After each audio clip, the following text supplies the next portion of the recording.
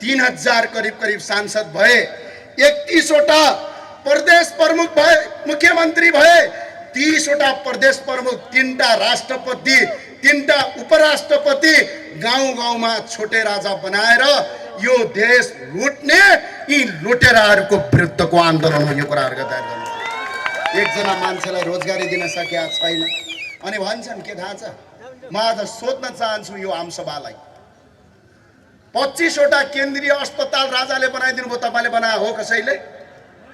Teaching यिनीहरूले बनाएको हो? पाटन यिनीहरूले बनाएको हो?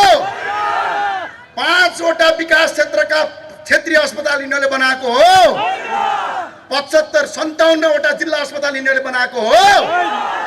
एउटा अस्पताल बनाउनु छैन, एउटा विद्यालय बनाउनु छैन, एउटा उद्योग कल कारखाना बनाउनु छैन। सिर्फ पार्टीका कार्यकर्ता पाल्ने, त्यही कार्यकर्ता लुट्ने, देश बर्बाद पार्ने, आफ्ना छोराछोरी युरोप अमेरिका पढाउने, जनताका छोराछोरीलाई यो त्रिभुवन विश्वविद्यालय गरेर ढुङ्गा हान भन्ने यसका विरुद्धको आन्दोलन हो।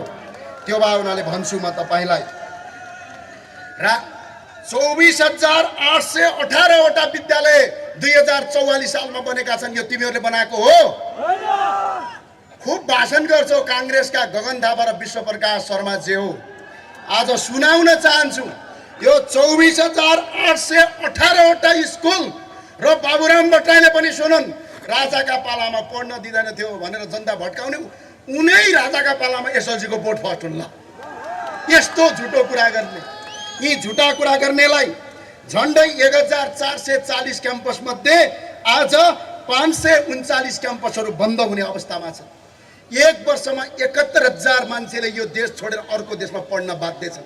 7 लाख भन्दा बढी युवा अर्काको देशमा बेलचा हान्न जाँदैछन् हरेक वर्ष। आज अवस्था यस्तो छ। 6 वटा विश्वविद्यालय तिमीहरूले बनाएको हो?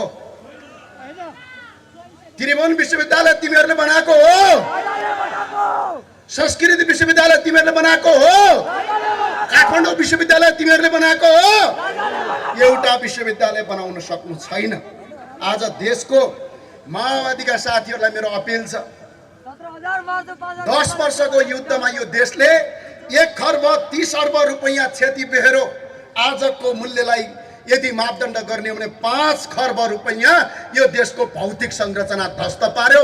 यसको ब्याज सहित प्रचण्डको सम्पत्तिबाट हरण गर्नुपर्छ। के परिवर्तन भयो?